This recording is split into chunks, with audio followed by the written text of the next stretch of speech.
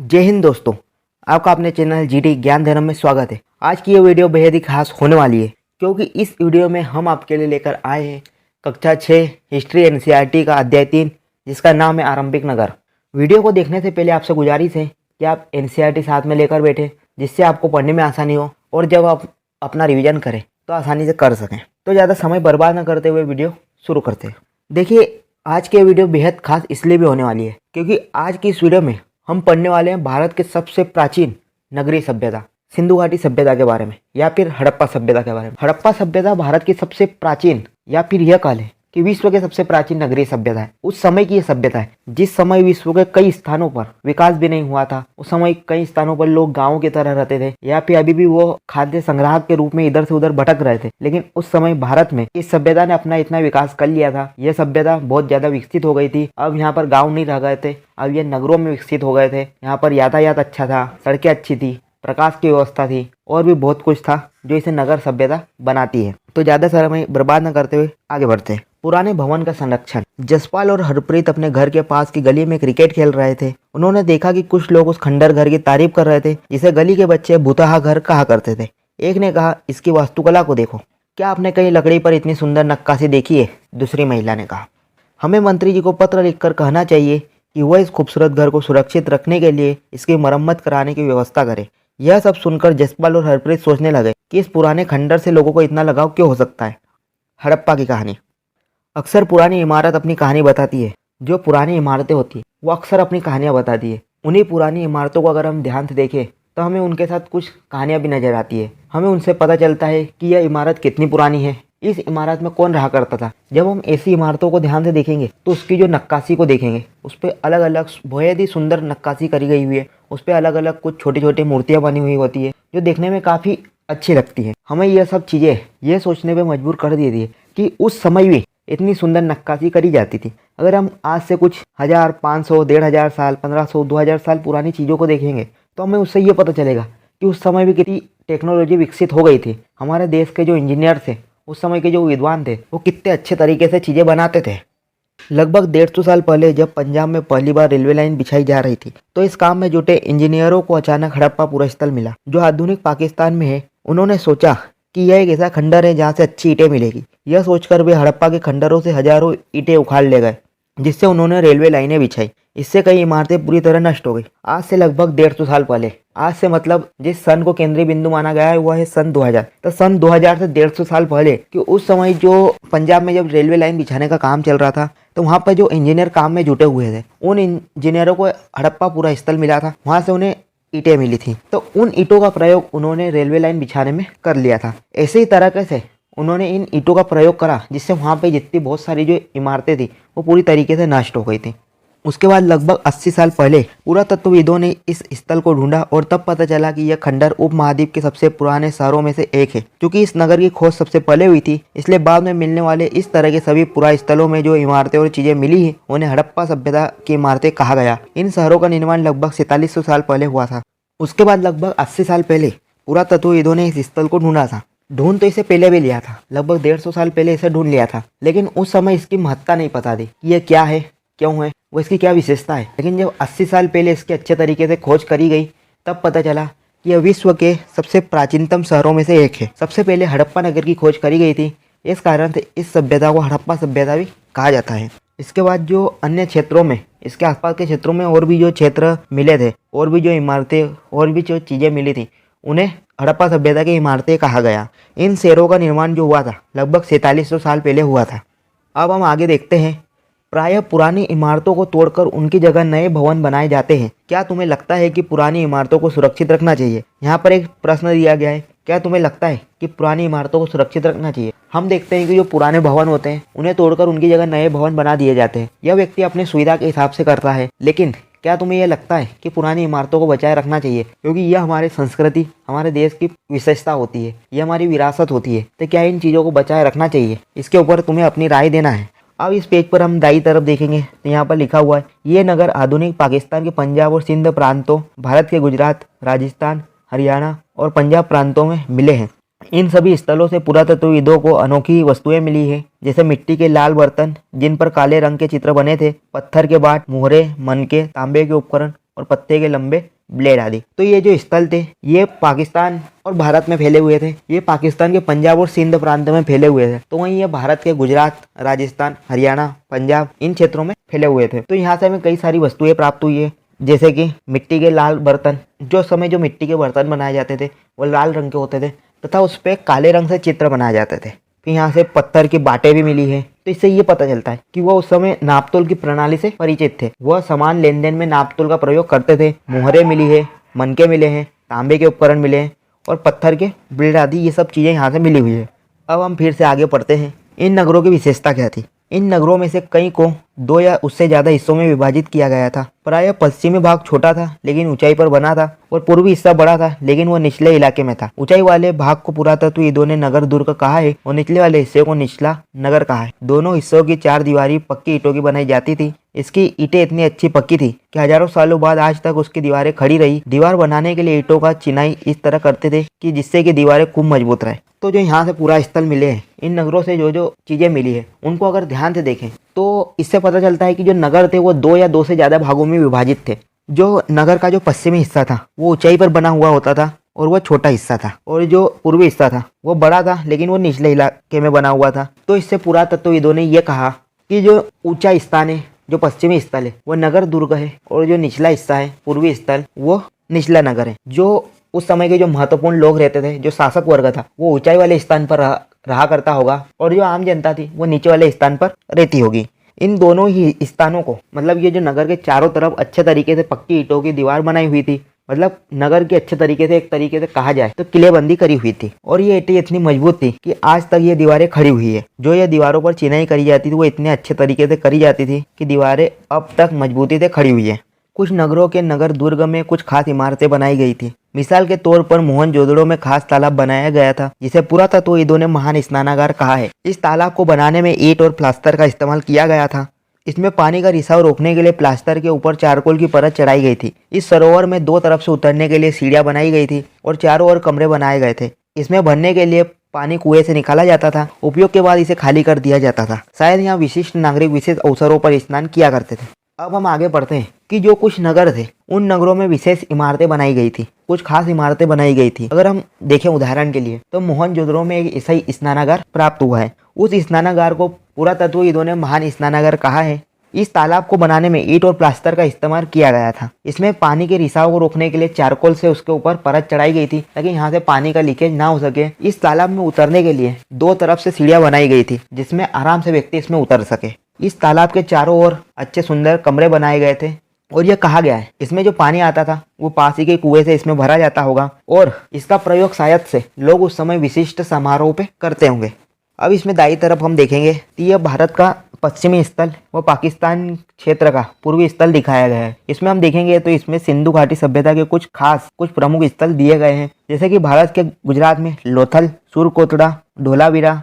ऊपर देखेंगे चौदड़ो, ये सिंधु नदी जा रही है। सिंधु नदी के दाएं तरफ मोहनजोदड़ो, सोक्ताको, गवेरीवाला, राखीगढ़ी, कालीबंगा, हड़प्पा, रावी नदी, झेलम नदी, चेनाब नदी, ये आदि चीजें इस चित्र में दी गई है। अब आगे बढ़ते हैं। कालीबंगा और लोथल जैसे अन्य नगरों में अग्निकुंड मिले हैं जहाँ संभवतः यज्ञ किए जाते होंगे। हड़प्पा, मोहनजोदड़ो और लोथल जैसे कुछ नगरों में बड़े बड़े भंडार गृह भी मिले हैं। कालीबंगा और लोथल, कालीबंगा राजस्थान में और लोथल गुजरात में, ये ऐसे कुछ क्षेत्र हैं जहाँ से अग्निकुंड के साक्ष्य भी मिले हैं। ये अग्निकुंड का प्रयोग यज्ञ के लिए करते होंगे। हड़प्पा, मोहनजोदड़ो और लोथल जैसे कुछ नगरों में बड़े बड़े भंडार गृह भी मिले हैं। इसके अलावा हड़प्पा, मोहनजोदड़ो और लोथल कुछ ऐसे क्षेत्र हैं जहाँ से बड़े बड़े भंडार गृह भी मिले हैं।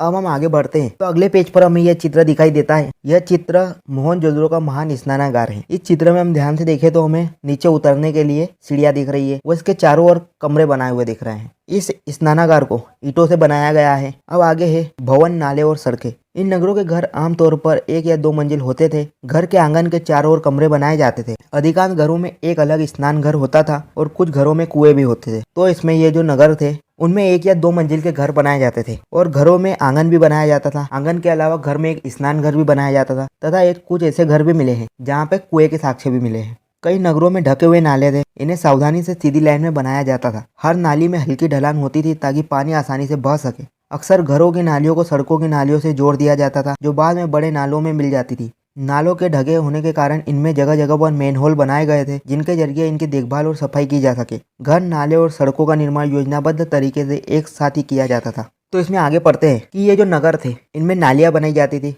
इनमें बड़े बड़े नाले बनाए जाते थे। जो घर का गंदा पानी निकलता था उन्हें इस नाले से जोड़ दिया जाता था। इन नालों को अच्छी तरीके से ढका जाता था ताकि कचरा नहीं फैले, वह गंदगी ना फैले, वो इससे कुछ बीमारियां भी ना फैले। इन नालियों को अच्छे तरीके से ढका जाता था। वह इन पे जगह जगह पर मेनहोल बनाए जाते थे ताकि इन नालों की सफाई अच्छे तरीके से करी जा सके। इन सभी घर, नाले और सड़कों का निर्माण जो था वो एक योजनाबद्ध तरीके से करा जाता था। अब हमें बाई तरफ एक चित्र दिख रहा है जिस पर लिखा है हड़प्पा के नगरों में ईंटों की चिनाई। हमें ये जो चित्र दिख रहा है इसमें एक मजदूर ईंटों की चिनाई कर रहा है, मतलब एक दीवार खड़ी कर रहा है। तो इसी तरीके की दीवारें हमें हड़प्पा सभ्यता से मिली है। तो यहाँ पर एक प्रश्न दिया गया है कि जो इस जगह पर जो हमें घर दिख रहे हैं, हड़प्पा में जो इमारतें वो घर दिख रही है, यहाँ के घर और जो पिछले अध्याय में हमने पाषाण युग में जो घर देखे थे उनमें हमें क्या फर्क दिखाई देता है। अब आगे है नगरीय जीवन। हड़प्पा के नगरों में बड़ी हलचल रहा करती होगी। यहाँ पर ऐसे लोग रहते होंगे जो नगर की खास इमारतें बनाने की योजना में जुटे रहते थे। ये संभवतः यहाँ के शासक थे। यह भी संभव है कि ये शासक लोगों को बेचकर दूर दूर से धातु, बहुमूल्य पत्थर और अन्य उपयोगी चीजें मंगवाते थे। शायद शासक लोग खूबसूरत मनकों तथा सोने चांदी से बने आभूषणों जैसी कीमती चीजों को अपने पास रखते होंगे।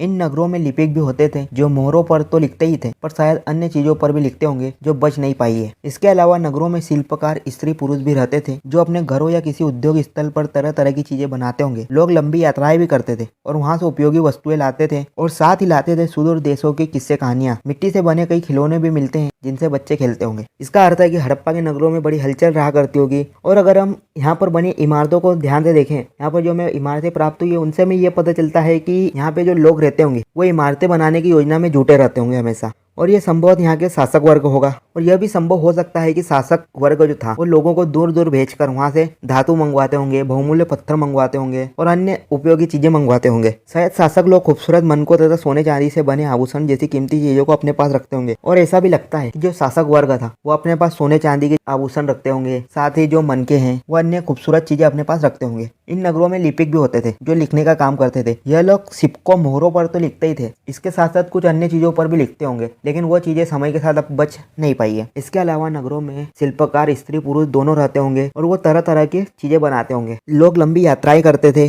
और वहां से उपयोगी वस्तुएं अपने साथ लेकर आते थे। यहाँ की चीजें वो उस स्थान पर ले जाते थे और वहाँ की चीजें वो इस स्थान पर लाते थे। इसके साथ ही वो उस जगह के अन्य किस्से कहानियां भी लाते थे और यहाँ के किस्से कहानियां भी वहाँ पर सुनाते थे। और मिट्टी के कई ऐसे खिलौने भी मिलते हैं जिससे हमें यह पता चलता है कि उस समय बच्चे मिट्टी के खिलौने खेलते थे, वो बनाते भी थे। अब हम दाई तरफ देखेंगे तो यहाँ पे कुछ चित्र दिए गए हैं। जो पहला ऊपर वाला चित्र है मोहनजोदड़ो की एक सड़क और उसमें बना नाला। तो ये जो पहला चित्र है ये मोहनजोदड़ो की एक सड़क है और उसमें एक जो नाला बना हुआ है ये उसे बताया गया है। और जो दूसरा चित्र है वो एक कुआं है। अब यहाँ पर लिखा हुआ है नगर में रहने वाले लोगों की एक सूची बनाओ। अब हमें बताना है कि नगर में किस किस प्रकार के लोग रहते हैं, मतलब वो किस कार्य से जुड़े हुए हैं ये बताना है। क्या इनमें से कुछ ऐसे लोग हैं जो मेहरगढ़ जैसे गाँव में रहते थे? अगर हम इन लोगों की सूची बनाए तो आप इसमें कौन से ऐसे लोग पाएंगे जो मेहरगढ़ के गाँव में भी रहते होंगे? अब यहाँ पर एक नीचे भी चित्र दिए गए हैं। यहाँ पर दो चित्र दिए गए हैं। इसमें जो पहला चित्र दिया गया है ये हड़प्पा की एक मोहर है। इस मोहर के ऊपर के चिन्ह एक खास लिपि को दर्शाते हैं। उपमहाद्वीप में पाए गए लेखन का यह प्राचीनतम उदाहरण है। विद्वानों ने इसे पढ़ने की कोशिश की लेकिन अभी तक यह पता नहीं चल पाया कि इसका अर्थ क्या है। और जो दाई और चित्र दिया हुआ है ये पक्की मिट्टी के खिलौने हैं।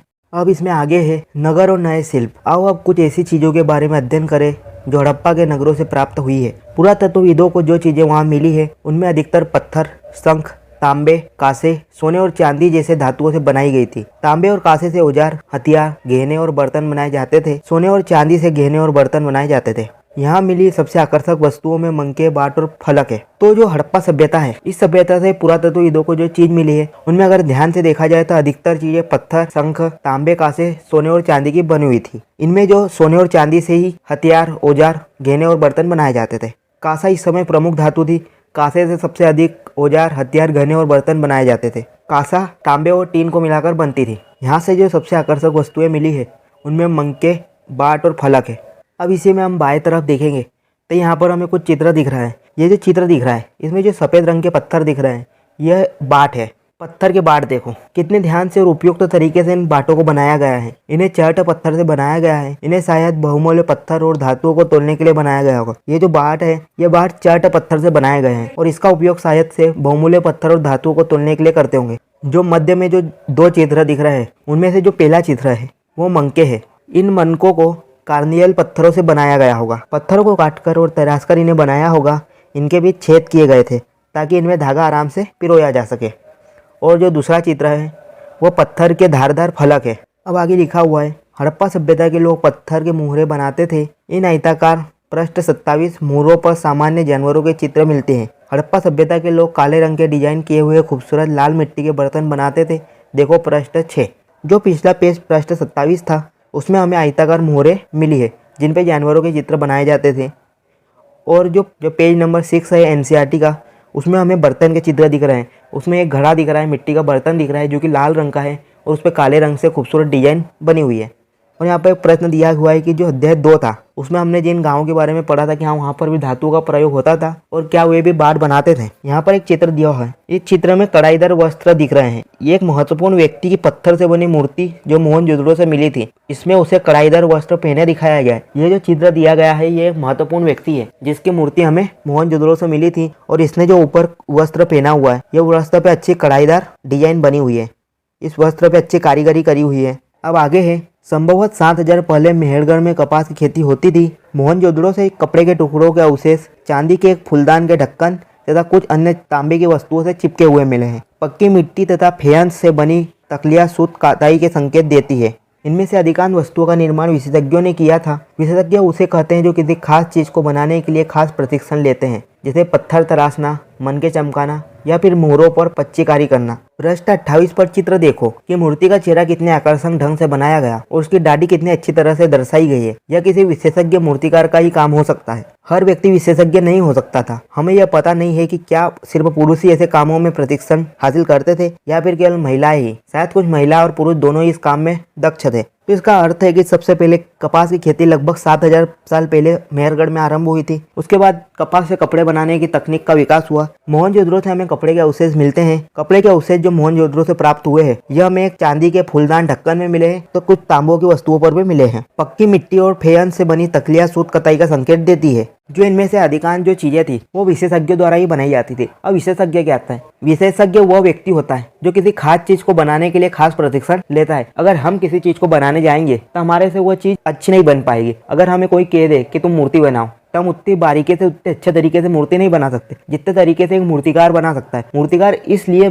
इतने अच्छे तरीके से मूर्ति बना सकता है क्योंकि वो मूर्ति बनाने में विशेषज्ञ है। उसने इतने सालों तक मूर्ति बनाने की कला सीखी है, इस कारण से वो इतने अच्छे तरीके से मूर्ति बना पाता है। तो इसका अर्थ है कि विशेषज्ञ उस व्यक्ति को कहते हैं जो किसी खास चीज को बनाने के लिए खास प्रशिक्षण लेता है, जैसे पत्थर तराशना, मनके चमकाना या फिर मोहरों पर पच्चीकारी करना। यह सभी काम विशेषज्ञ व्यक्ति करते हैं। जो पृष्ठ 28 पर हम जो चित्र देख रहे हैं उसमें जो मूर्ति बनी हुई है उस मूर्ति को अगर हम देखें तो ये बड़ी आकर्षक लग रही है और ऐसा लगता है कि इस मूर्ति को खास किसी विशेषज्ञ ने ही बनाया होगा। अब अगर विशेषज्ञ ने इस मूर्ति को बनाया है तो हमारे सामने यह सवाल उठते हैं कि उस समय विशेषज्ञ कौन होंगे? क्या सिर्फ पुरुष ही विशेषज्ञ होते थे या फिर कोई महिला ही विशेषज्ञ होती थी? इसके बजाय हम ये माने तो ज्यादा अच्छा रहेगा कि उस समय दोनों पुरुष व महिला दोनों ही विशेषज्ञ रहते होंगे। अब ये फेयंस, पत्थर और शंख प्राकृतिक तौर पर पाए जाते हैं लेकिन फेयंस को कृत्रिम रूप से तैयार किया जाता है। बालू या स्फटिक पत्थरों के चूर्ण को गोंद में मिलाकर उनमें वस्तुएं बनाई जाती है। उसके बाद उन वस्तुओं पर एक चिकनी परत चढ़ाई जाती है। इस चिकनी परत के रंग प्रायः नीले या हल्के समुद्री हरे होते हैं। फेयंस से मनके, चूड़ियां,